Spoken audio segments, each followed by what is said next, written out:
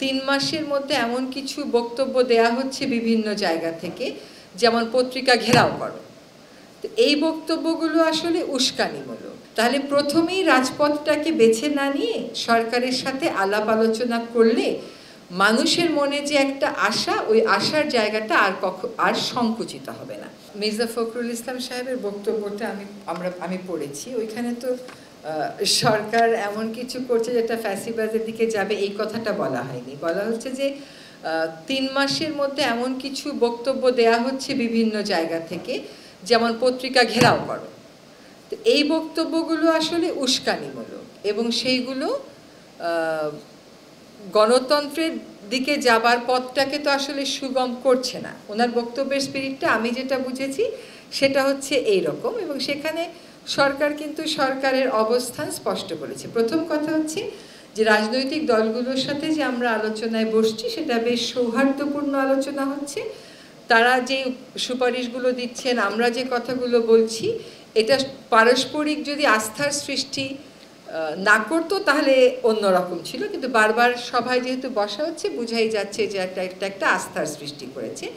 আর নির্বাচনে যাওয়ার জন্য যে কথাটা বলা হচ্ছে, আমরাও বারবার বলছি নির্বাচনে যাব, এটা তো যেতেই হবে আমাদেরকে, এটা তো আমাদের কাজ। একই সাথে তাদের পক্ষ থেকে সংস্কারের জন্য কিন্তু সমর্থন দেয়া হচ্ছে। এখন তাদের পক্ষ থেকে কখনো কখনো বলা হচ্ছে একটা সময় দিয়ে দেওয়ার জন্য, সেই সময়টার ব্যাপারে আসলে আমরা অবস্থান নিতে পারছি না। এই জন্য যে আমরা সংস্কার প্রস্তাব কি আসবে, সংস্কার করতে কতটুকু সময় লাগবে, এটা না জেনে তো নির্বাচনের সময়টা বলে দেওয়া যাচ্ছে না। তো বারবারই বলা হচ্ছে যত দ্রুত সম্ভব দিয়ে দেওয়া হবে। এখানে আরও দুটো কথা একটু বলার দরকার, যেটা আমরা আজকে আলোচনা করেছি। একটা হচ্ছে এই যে কিছু হলেই একটা উত্তেজনা ছড়িয়ে পড়ে, এটা নিয়ে আজকে আমরা কথা বলেছি যে সব কিছুই তো আলাপ আলোচনার মাধ্যমেই শেষ পর্যন্ত শেষ হয়। তাহলে প্রথমেই রাজপথটাকে বেছে না নিয়ে সরকারের সাথে আলাপ আলোচনা করলে মানুষের মনে যে একটা আশা, ওই আশার জায়গাটা আর সংকুচিত হবে না। আমরা আজকে ছাত্র সমাজ নিয়ে কথা বলেছি। এই যে শিক্ষার্থীদের এত বড় আত্মত্যাগের বিপরীতে, এত বড় আত্মত্যাগকে ভিত্তি করেই তো আমরা আসলে এখানে দাঁড়িয়ে আছি। সংস্কারের কথা বলছি, গণতন্ত্রের কথা বলছি, গণতন্ত্র সুগম করার কথা বলছি, বৈষম্যহীন সমাজ গড়ার কথা বলছি। তো সেখানে আমরা একটা আহ্বান আপনাদের মাধ্যমেও জানাতে চাই সকল শিক্ষার্থীদেরকে, যে মানুষের যে তাদের প্রতি আস্থা, এটা কিন্তু 5ই আগস্টের পরে আমরা আবার দেখলাম যখন বন্যা হলো, বন্যার সময় টিএসসিতে কি পরিমাণ ত্রাণ দেওয়ার ভিড় হয়ে গেল। মানে মানুষ একটা বড় আস্থার জায়গা খুঁজে পেয়েছে। ছোট ছোট বিরোধ নিয়ে এমন কিছু করা উচিত না যেটা আসলে আমাদের জাতীয় স্বার্থকে সমুন্নত রাখার যে লড়াইয়ে আমরা সকলে সামিল হয়েছি, সেটা কোনোভাবেই প্রশ্নবিদ্ধ হতে পারে।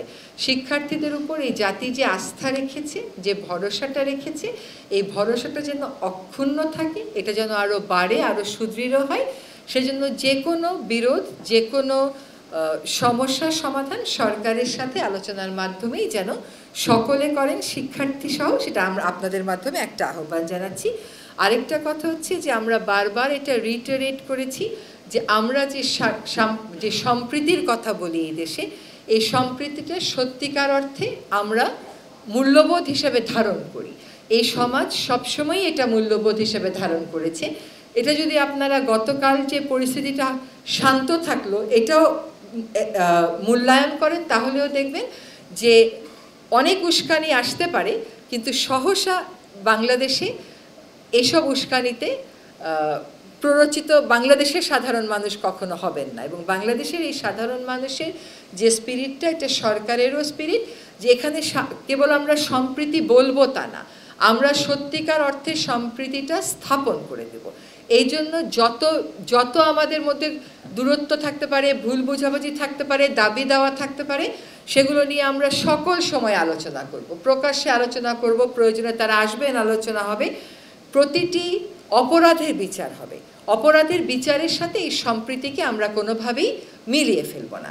এবং এই সম্প্রীতিটা যাতে এই সরকার আমরা যে কয়দিন দায়িত্বে আছি, এই সম্প্রীতিটার বন্ধনটা যেন আরও দৃঢ় হয়, আমরা সেটার জন্যই আন্তরিকভাবে কাজ করে যাব।